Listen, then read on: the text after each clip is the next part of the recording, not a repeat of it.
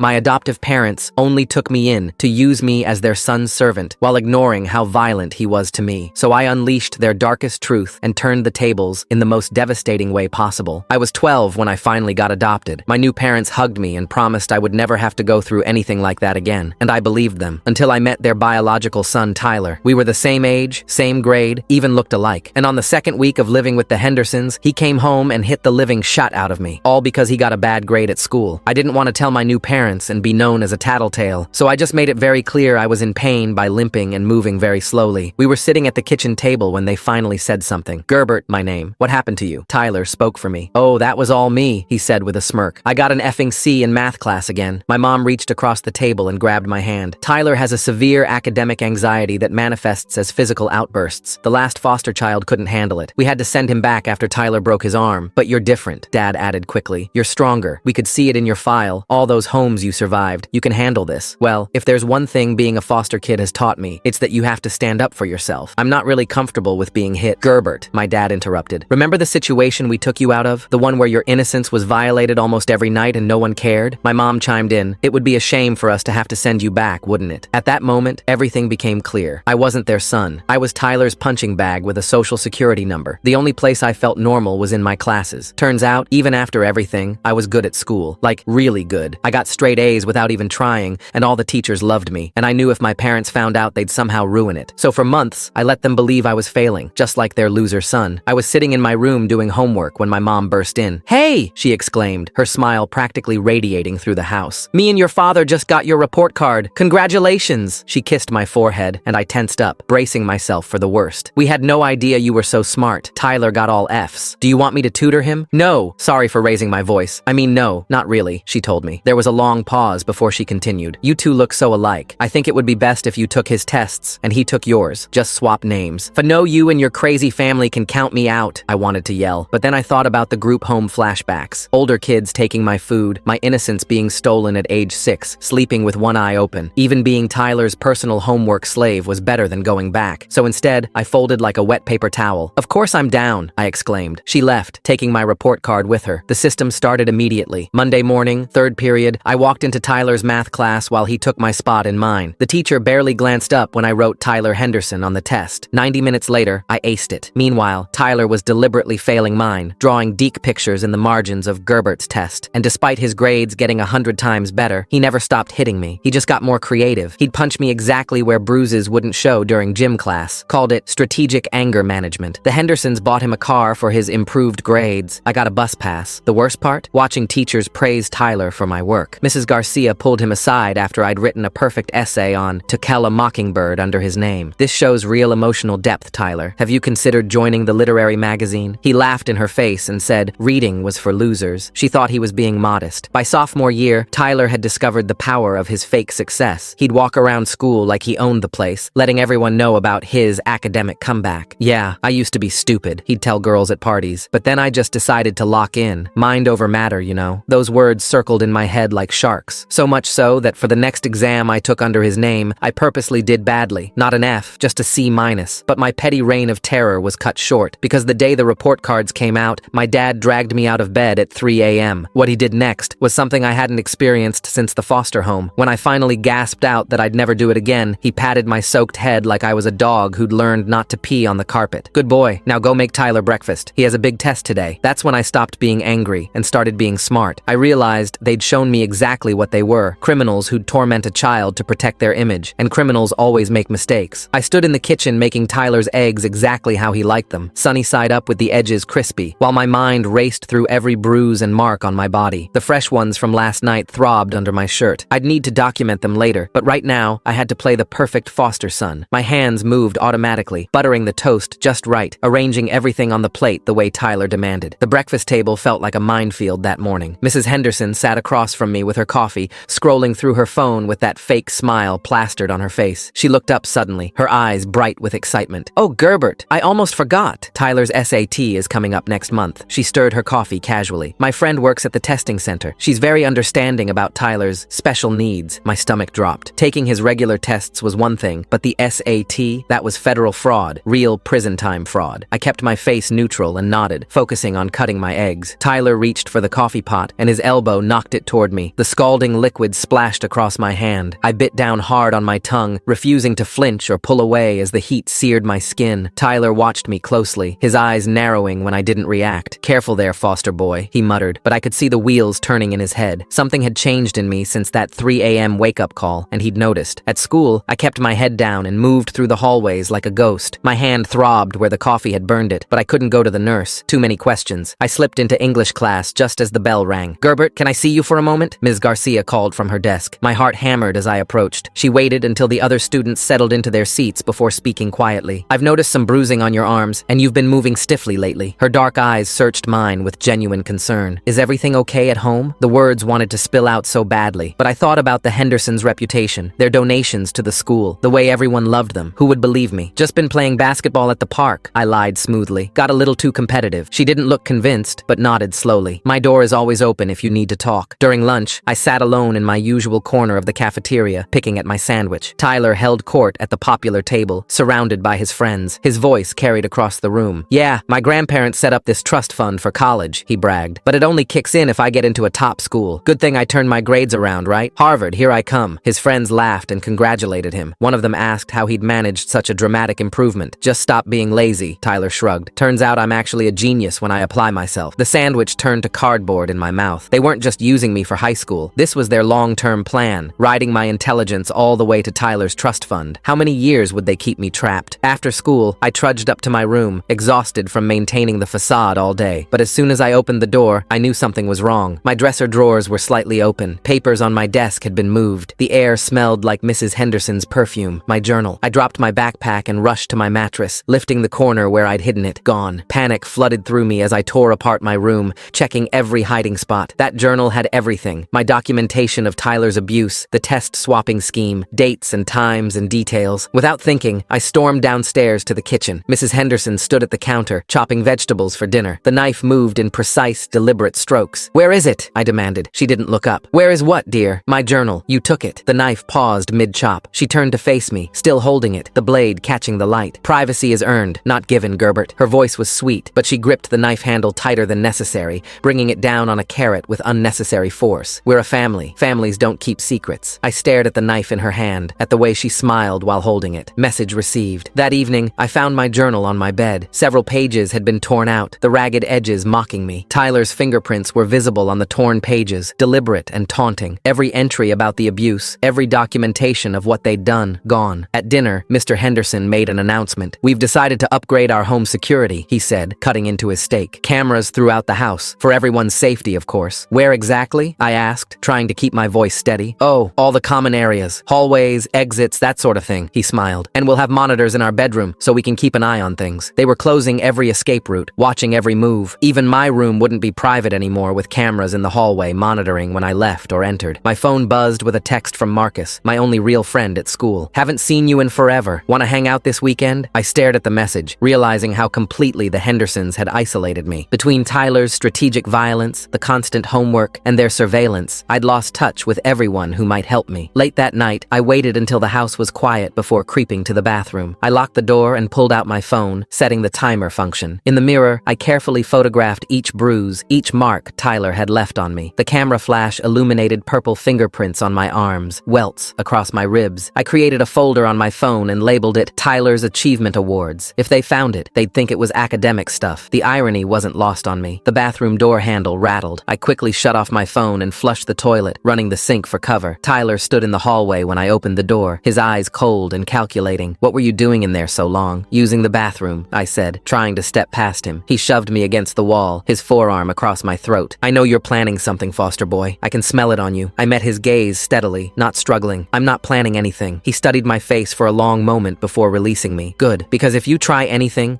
at all, you'll wish you were back in that group home getting passed around." The next morning, Mrs. Henderson dropped another bomb at breakfast. "Guess what? I've volunteered to be a parent liaison at your school." She beamed at me. "I'll be there every day, helping in the office, attending classes. Isn't that wonderful? My safe space, the one place where I could breathe, gone." She'd be watching me there too, making sure I stayed in line. During study hall, I managed to grab the family iPad while Mrs. Henderson was distracted talking to another parent volunteer. I quickly opened the Messages app, scrolling through old conversations. There it was. Messages from someone named James, dated 6 months ago. "Please help me. I can't take it anymore. Tyler broke my ribs this this time. I'm scared. The messages stopped abruptly, the last one reading, "Please don't let them hurt me anymore. James," the previous foster kid, the one whose arm Tyler had broken. But these messages suggested so much worse. In chemistry class, Tyler slipped me a note with his test answers. They were all wrong, deliberately so. I'd have to correct them while the teacher watched, making it look natural. As I changed each answer, I felt the teacher's eyes on me, suspicious. Mrs. Henderson had scheduled a parent-teacher conference during my library period, my only unsupervised time at school. Now I'd have to sit there while she discussed Tyler's remarkable improvement with teachers who praised my work under his name. I tried one more time with the school counselor, choosing my words carefully. "I'm worried about a friend," I said. "They're in a bad situation at home." The counselor, Mrs. Patterson, leaned back in her chair. "What kind of situation?" "Their family expects things from them, makes them do things they're not comfortable with." She frowned. "Are you talking about the Hendersons? Because they're pillars of this community. They've saved so many foster children, donated so much to our programs. Whatever you think you're seeing, I'm sure you're misunderstanding." Dead end. Another door closed, but I wasn't giving up. During Tyler's next test, I took photos of his actual work before swapping our papers. F after F, wrong answer after wrong answer. Evidence. While organizing Mrs. Henderson's home office as part of my chores, I found a folder marked Foster Care. Inside were documents showing they received $800 monthly for me, but there was more. Applications for other foster children, with notes in the margins. Honor roll student, academic potential, similar appearance to Tyler. They'd done this before. They were planning to do it again. At Sunday dinner with Tyler's grandparents, I watched them fawn over their grandson's transformation. "We always knew Tyler had it in him," his grandmother said, patting his hand. "Such a smart boy." She slipped me a $20 bill when no one was looking. "For all your hard work," she whispered, and I realized she knew. Maybe not the details, but she knew something. The pattern was clear now. The Hendersons specifically requested foster kids who could boost Tyler's grades. Kids who were vulnerable, who had nowhere else to go. Kids like me and James. Sarah, Tyler's ex-girlfriend, approached me after school one day. "It's weird," she said. "Tyler was always so dumb when we dated. Could barely write a text without spelling errors. Then suddenly he's writing these brilliant essays." I chose my words carefully. "People change." "Not that much," she insisted. "I still have his old texts. He couldn't even spell definitely. Now he's using words like ubiquitous in casual conversation. A seed of hope." I suggested maybe something was off about Tyler's transformation. Sarah's eyes lit up with recognition. "He still can't explain his own essays." I asked him about the symbolism in his mockingbird analysis, and he went completely blank. Tyler must have seen us talking because that afternoon in the locker room, he cornered me. His fists found all the spots that wouldn't show, precise strikes that left me gasping. "Stay away from Sarah," he hissed, "or next time will be worse." That evening at dinner, Mr. Henderson mentioned casually that Sarah's father had just lost a major contract with his company. "Such a shame," he said, not looking at me. "These things happen in business." The threat was clear. "Cross us, and we'll destroy your family too." Mrs. Henderson started requiring me to attend Tyler's social events as his tutor. The first was a pool party at his friend's house. I sat in the corner with textbooks while Tyler splashed around, accepting congratulations for his academic turnaround. Mrs. Henderson introduced me to other parents as Tyler's charity case, the poor foster kid they'd graciously taken in. The humiliation burned worse than any bruise. I recognized the psychological torture for what it was. They wanted to break my spirit, make me grateful for whatever scraps they threw my way. That night, I started a new journal, this time hidden inside the lining of an old jacket in my closet. I documented every instance of forced tutoring, every public humiliation, every strategic placement of me as Tyler's inferior. 3 days later, Marcus showed up at the house unexpectedly. I was doing Tyler's homework in the living room when the doorbell rang. Mrs. Henderson answered, her smile faltering when she saw who it was. Marcus pushed past her politely but firmly, spotting me on the couch. His eyes widened as he took in the scene, me surrounded by Tyler's assignments, the new security cameras mounted in every corner, the way I instinctively shrank when Mrs. Henderson moved. He mouthed something I couldn't catch at first. Then I read his lips clearly. The profanity was obvious even without sound. He'd seen how I acted around the family, the fear I couldn't quite hide. Mrs. Henderson recovered quickly, turning on the charm. She offered Marcus cookies, asked about his family, complimented his shoes, but as she led him to the kitchen for refreshments, I managed to slip a folded note into his pocket. 4 words, scrawled in desperation, "Help me." Marcus palmed it smoothly, his face never changing. He stayed for exactly 15 minutes, making small talk while I sweated through Tyler's calculus homework. When he left, he squeezed my shoulder. Message received. The next morning at school, I created a backup email account using the library computer. The Hendersons monitored my regular accounts, but they didn't know about this one. I started forwarding myself photos, documenting dates and times, building a case. During lunch, I found a payphone near the gym that still worked. My hands shook as I dialed child services. The hold music played for 30 minutes. 30 minutes of looking over my shoulder, expecting Mrs. Henderson to materialize. Finally, I hung up in frustration. The system that was supposed to protect kids like me was overwhelmed, understaffed, useless. Marcus started texting me that afternoon, but in code. We pretended to to discuss a video game we'd never played. Need backup in this level meant he was checking if I was in danger. Boss fight tonight meant the Hendersons were escalating. Found a cheat code meant he had information. I discovered Tyler's college application essays in the trash behind the school. All in my handwriting, my words, my ideas. Harvard, Yale, Princeton. He was aiming high with my brain. I photographed each page before Tyler showed up and burned them in the parking lot, watching me the whole time to make sure I didn't keep copies. Sarah found me after school, her sister Catherine standing beside her. Catherine was older, maybe 20, with tired eyes and a knowing look. Catherine revealed that she'd gone to school with James, the previous foster kid. The Hendersons had told everyone he'd been sent back to the system for violence, but Catherine knew better. James had run away, terrified. He was living in a shelter 2 towns over, still looking over his shoulder. At dinner, I carefully mentioned James, watching their reactions. Mr. Henderson's jaw tightened like a vice. Mrs. Henderson's smile turned plastic. Tyler smirked knowingly. Mr. Henderson set down his fork deliberately. His words came out measured, controlled. Some children simply couldn't be helped, he explained. Some were too damaged, too difficult. The Hendersons had tried their best with James, but he'd been ungrateful, violent, unstable. The lies rolled off his tongue like water. Mrs. Henderson nodded along, her smile never quite reaching her eyes. Tyler's smirk widened. The SAT loomed 2 weeks away. Federal fraud, real consequences. The thought made my hands shake as I cleared the table. Mrs. Henderson noticed and patted my shoulder, her touch making my skin crawl. Through Sarah's sister, I tracked down James. The meeting happened at a McDonald's halfway between towns. He looked smaller than I'd expected, hunched over a cold coffee, flinching whenever the door opened. His hands shook as he told me his story. The Hendersons had done the same thing to him. Test swapping, grade fraud, strategic abuse. But when he'd tried to refuse the SAT scheme, they'd threatened to report him as violent to every foster agency in the state. No family would take a violent kid. He'd age out on the streets, so he ran, left everything behind and disappeared. The broken arm Tyler bragged about? James showed me the x-rays he'd kept. Multiple fractures, months of healing. Tyler had used a baseball bat. Back at school, cracks started showing in Tyler's facade. Teachers began noticing the disconnect between his written work and verbal abilities. Ms. Garcia asked him about symbolism in an essay he'd supposedly written. Tyler went completely blank, mumbling something about needing to review his notes. The math teacher caught him unable to solve a basic equation on the board. The history teacher noticed he couldn't discuss any of the themes from his papers. Whispers started. Questions arose. The Hendersons made their next move during a family meeting. They offered me a deal. Continue helping Tyler through college, and they'd pay for my education too. 4 years at any school I wanted, all expenses covered. All I had to do was keep being Tyler's brain. I saw it for what it was. 4 more years of slavery. 4 more years of bruises and humiliation. 4 more years of watching Tyler take credit for my mind while I lived in his shadow. Teachers started comparing notes in the faculty lounge. Ms. Garcia remembered similar writing from a foster student years ago. The math teacher recalled another kid who'd suddenly stopped attending. Patterns emerged. Mrs. Henderson's perfect image began to crack. When confronted about the mounting suspicions at a parent-teacher conference, she snarled at me in the parking lot before catching herself. The mask slipped for just a moment, revealing the monster underneath. I discovered more evidence in Mr. Henderson's home office. Tax documents showing they'd claimed me as a dependent while pocketing the foster care money. Educational expenses they'd never paid. Years of financial fraud documented in their own handwriting. Ms. Garcia pulled me aside after class one day. She knew something was wrong. She'd started keeping copies of all student work, noting the similarities between Tyler's essays and papers from previous years. She couldn't prove anything yet, but she was building a case. Marcus created a cloud storage account from his house, sharing access through a gaming app the Hendersons didn't monitor. When I logged in, my heart stopped. He'd already uploaded gigabytes of evidence I'd smuggled out on USB drives hidden in my shoes, photos, documents, recordings, everything. Sarah chose to help despite her father's warnings. The contract loss? She'd investigated and found it was due to a competitor's better bid, not the Hendersons' influence. The timing had been coincidental. They'd used it as a threat, but they didn't have the power they pretended to have. Our small network met secretly at Marcus's house. Me, Marcus, Sarah, and Catherine. We planned carefully, knowing we had one shot. The evidence was overwhelming, but we needed to present it right. I refused Sarah's suggestion to plant fake evidence. We had enough real documentation. We needed to do this clean, do this right. No shortcuts that could backfire. During a heated family argument about college applications, Tyler slipped. He mentioned not understanding the essay he wrote, catching himself too late. His parents exchanged panicked looks. I recorded it all on my phone hidden under the table. James agreed to provide a sworn statement, though terror still gripped him. His hands shook as he wrote out his experience. Every detail, every abuse, every forced test. Evidence of a pattern spanning years. Tyler's girlfriend dumped him very publicly in the cafeteria. She announced to everyone within earshot that he was actually dumb, that he'd been lying about his intelligence. The words spread like wildfire. Students started noticing the discrepancies. Social media posts questioned Tyler's transformation. A hashtag started trending locally. The Hendersons carefully carefully constructed image began crumbling. Marcus's older brother, a law student, reviewed our evidence. His assessment was clear. Multiple crimes documented: fraud, abuse, tax evasion. The Hendersons had left a paper trail a mile wide. When confronted about the mounting suspicions, Mrs. Henderson finally broke character completely. She snarled at me in the kitchen, her real face showing. Then she caught herself, smoothing her features back into that fake smile. But I'd seen the truth. Teachers who once praised the Hendersons started distancing themselves. Ms. Garcia apologized for not seeing it sooner. She admitted she'd suspected something with James, but had no proof. Now she did. The Hendersons started making mistakes. They forgot to check my backup phone. They missed my evidence gathering. Their perfect system was falling apart as pressure mounted from all sides. Sarah's sister revealed the final piece. James hadn't just been physically abused. He'd been forced into the exact same test-taking scheme. She had Henderson documents showing the pattern refined over years. This wasn't their first victim, or their second. This was a system. I made sure Tyler's younger cousins stayed away from the situation. During tense family gatherings, I distracted them with games and stories. Whatever happened, innocent kids wouldn't be collateral damage. Ms. Garcia, the counselor who'd dismissed me, and 3 other teachers formed an unofficial alliance. They couldn't act officially yet, but they watched out for me, made sure I was never alone with Tyler, documented everything they saw. Mrs. Henderson tried to charm Marcus's parents, showing up with a pie and compliments, but Marcus had already told them enough. They were polite but distant, not buying her act. The grandparents visited unexpectedly one afternoon. Tyler was struggling with basic math homework, and without thinking, I started explaining the concept. His grandmother's face changed as she watched. The realization dawned slowly but surely. Word spread through the parent network. Something was off about the Henderson family situation. People started asking questions. Why did Tyler never study with friends? Why couldn't he help with group projects? Why did his verbal abilities not match his written work? During a computer lab session, I used Marcus's login to access our cloud storage. All the evidence compiled into one protected document. Dates, times, photos, recordings, everything organized and ready. The SAT was 48 hours away. Decision time. Take the test and commit federal fraud, or expose everything now. The testing center Mrs. Henderson's friend worked at expected me to show up as Tyler. During a family photo shoot for Tyler's college applications, the photographer noticed my bruises. He saw the family dynamic, the way I flinched when Tyler moved too quickly. He said nothing, but his eyes spoke volumes. Reality hit hard. Exposing the Hendersons meant giving up any chance at college funding. I'd age out of foster care with nothing. No safety net, no support. But continuing meant selling my soul for 4 more years. At a school assembly about academic integrity, I stood up during the question period. My voice carried across the auditorium as I asked about test-taking fraud. What would happen to students who had others take their tests? What about SAT fraud specifically? Tyler visibly sweated in his seat. The principal's eyes narrowed as he looked at Tyler, then at me. The question hung in the air like a bomb. Parents started questioning why Tyler never studied with their kids anymore, why he couldn't explain basic concepts from his supposed essays, why his in-class performance didn't match his grades. The accumulated evidence created an undeniable pattern. Even the Hendersons' sterling reputation couldn't overcome the mountain of documentation. Truth has a way of surfacing, no matter how deep you try to bury it. Mrs. Henderson made a last-ditch attempt to destroy evidence, but she discovered I'd hidden copies everywhere. A USB in her own jewelry box, files on school computers, photos backed up in multiple clouds. She'd taught me to be thorough, and I'd learned well. The Hendersons planned to send me back immediately. Emergency removal, they called it, claiming I was unstable, violent, a danger to their family. But I'd already arranged to stay with Marcus's family. The paperwork was filed. They couldn't touch me. When Mr. Henderson tried to physically grab me to prevent me from leaving, Marcus's father intervened. He stepped between us, his presence a wall the Hendersons couldn't cross. Other parents materialized, watching, witnesses everywhere. The house of cards was falling, every lie exposed, every manipulation revealed. The Hendersons' perfect image shattered like glass, and everyone could see the ugly truth underneath. Tyler cracked under the mounting pressure during his grandparents' next visit. They'd arrived unannounced again, this time with questions about his college applications. When they asked him to explain the themes in one of his essays, Tyler's face went blank. His grandmother pulled out a printed copy, pointing to specific passages. Tyler stammered, unable to articulate basic concepts from work he'd supposedly written. The grandmother's eyes moved between Tyler and me, understanding crystallizing on her face. She folded the essay carefully, tucking it into her purse. The grandfather's jaw tightened as he watched his grandson struggle with simple follow-up questions about the application materials. That evening, Tyler cornered me in my room, desperation replacing his usual arrogance. He grabbed my shoulders, shaking me as he demanded I fix this mess. His grip left new bruises, but his panic showed cracks in the family's foundation. Mrs. Henderson appeared in the doorway, pulling Tyler away while maintaining her practiced smile for the grandparents downstairs. The next morning brought an emergency family meeting. The grandparents sat across from the Hendersons while I served coffee, playing my role. Tyler's grandfather produced a folder containing years of Tyler's actual schoolwork, assignments his teachers had given directly to the grandparents during elementary school visits. The handwriting, the intelligence level, everything contradicted Tyler's recent academic miracle. Mrs. Henderson attempted damage control, weaving elaborate explanations about tutoring and late development. But when the grandfather asked Tyler to solve a basic algebra problem, the truth became undeniable. Tyler threw his pencil down, finally admitting he'd never written any of the essays or taken any of the tests. His confession poured out in angry bursts, blaming everyone but himself. The grandparents' horror deepened as Tyler revealed the full scope: the test swapping, the systematic fraud, the abuse used to maintain control. He even mentioned James, describing the baseball bat incident with disturbing pride. The grandmother's hand covered her mouth as she processed years of deception. Financial documents emerged from the grandfather's briefcase, bank statements showing regular deposits from the Hendersons, supposedly for Tyler's tutoring. The grandparents had been unknowingly funding the exploitation.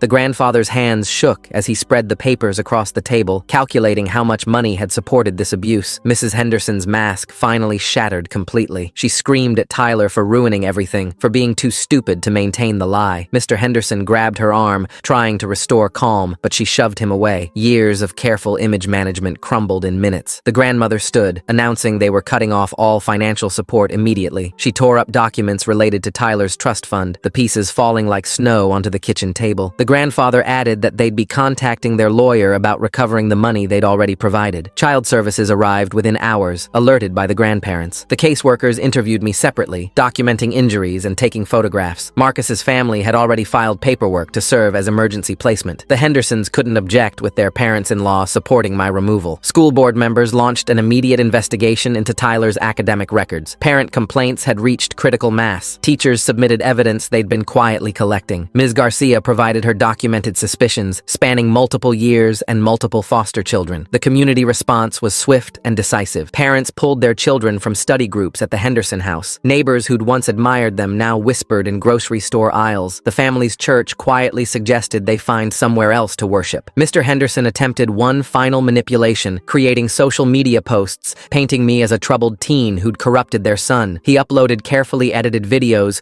showing moments where I looked aggressive or unstable. The breakfast scene where I'd stood up to them became evidence of my violent tendencies. Marcus responded immediately, posting full context for every edited clip. Security camera footage from their own system showed Tyler attacking me moments before each aggressive reaction. The backfire was immediate and devastating. Comments flooded in from other foster children who'd lived with the Hendersons, sharing similar experiences. Local parent Facebook groups exploded with discussions. Screenshots of Tyler's old social media posts, full of spelling errors and poor grammar, contrasted sharply with his supposed recent essays. Parents shared stories of Tyler being unable to help their children with homework, despite his alleged transformation. The school board meeting drew an overflow crowd. Parents demanded answers about how this fraud had continued for years. Teachers testified about their suspicions and the pressure they'd felt to stay quiet. The Hendersons sat in the back row, their influence evaporating with each testimony. Some community members initially defended the Hendersons, citing their charity work and church involvement. But as more evidence emerged, even their staunchest supporters distanced themselves. The family that had once dominated PTA meetings and school functions became pariahs. Foster care investigators interviewed James via video call. His testimony, combined with medical records and my documentation, revealed a clear pattern of exploitation. Other former foster children came forward, describing similar experiences. The Hendersons' foster license was revoked immediately. The grandparents hired forensic accountants to trace financial fraud. Years of tax documents showed the Hendersons claiming educational expenses while pocketing foster care payments. The IRS notification arrived shortly after, beginning an audit that would unravel their finances. Tyler's college acceptances were rescinded one by one as admissions offices learned of the fraud. Harvard's rejection letter arrived first, followed quickly by Yale and Princeton. His dreams of prestige crumbled with each thin envelope. Faced with mounting evidence and community pressure, the Hendersons had no choice. They agreed to sign over guardianship to Marcus's family rather than face public hearings. The alternative was a foster care trial that would make every detail public record. Moving day came quickly. I packed my few belongings while the Hendersons avoided eye contact. Tyler made one last attempt at intimidation, but his grandparents were there to supervise. His grandfather physically stepped between us when Tyler moved too close. Marcus's family welcomed me with genuine warmth. His parents had prepared a real bedroom, not just a space to exist. That first night, I slept without fear for the first time in years. No cameras watching, no footsteps in the hallway, no morning violence to dread. The Hendersons listed their house for sale within a month. The community's judgment made daily life unbearable. Former friends crossed streets to avoid them. Their teaching positions became untenable as parents requested their children be removed from their classes. Mrs. Henderson made one final attempt at manipulation, filing a complaint claiming I'd stolen from them. But bank records clearly showed they'd stolen from me years of foster care payments that never went to my care. The complaint was dismissed, adding another layer to their humiliation. They left town in the middle of the night, moving several states away. Their forwarding address led to a small apartment, a far cry from their previous suburban paradise. Tyler's car was sold to cover moving expenses. The family that had built everything on image found themselves with nothing but truth. The school board implemented new oversight policies for academic performance. Teachers received training on recognizing exploitation of foster children. What happened to me became a cautionary tale that prompted real change. Scholarship offers arrived from unexpected sources. Colleges that had followed the local scandal wanted to support a student who'd shown such resilience. Ms. Garcia wrote recommendation letters that told my real story, not Tyler's fabricated one. James and I stayed in contact, bonding over shared survival. He'd found stable housing and was working toward his GED. We became resources for other foster kids, teaching them to recognize exploitation patterns. Our pain transformed into purpose. Marcus's family provided the stability I'd never known. Family dinners meant conversation, not interrogation. Homework was mine to complete, my achievements to claim. They celebrated my acceptance letters with genuine pride. 6 months after leaving the Hendersons, I stood at a podium wearing graduation regalia. My valedictorian speech touched on resilience and finding your own worth. I spoke about systems that fail vulnerable children and communities that enable abuse through willful blindness. The audience included my chosen family, Marcus and his parents, Sarah and Catherine, Ms. Garcia and the teachers who'd finally acted. Even Tyler's grandparents attended, their support a form of apology for years of unknowing complicity. Meanwhile, the Hendersons struggled in their new location. Without their reputation and connections, they were just another family getting by. Tyler worked minimum wage, his dreams of easy success shattered. The premium they'd placed on image left them with nothing when that image crumbled. My academic brilliance, no longer stolen for someone else's benefit, opened doors I'd never imagined. Full scholarships, research opportunities, a future built on my own merit. The intelligence they'd exploited became my path to freedom. The foster care system, while still flawed, implemented better monitoring for academic exploitation. Caseworkers received training on recognizing the signs. Other children would be protected from what I'd endured. Tyler's grandparents established a scholarship fund for foster children pursuing higher education. Their guilt over unknowingly enabling abuse transformed into action. They insisted I help select recipients, ensuring the money went to those who'd earned their achievements. I chose a college far from that town, but I carried its lessons with me. Trust, once shattered, rebuilt slowly through consistent care from Marcus's family. Therapy helped process trauma that went deeper than physical bruises. My story spread through foster care networks, not as gossip, but as guidance. Social workers shared it in training sessions. Foster children learned to document abuse and build support networks. What the Hendersons did to me became a blueprint for what to watch for and how to escape. Tyler attempted to contact me once, a rambling message about how I'd ruined his life. I didn't respond. His inability to take responsibility showed he'd learned nothing. The Hendersons had created a monster who believed he deserved success without effort, and now he faced reality without their protection. I graduated summa fluid laude, my achievements entirely my own. The stage walk felt different when the diploma had my name on work I'd actually done. No one could take that away or claim credit for my success.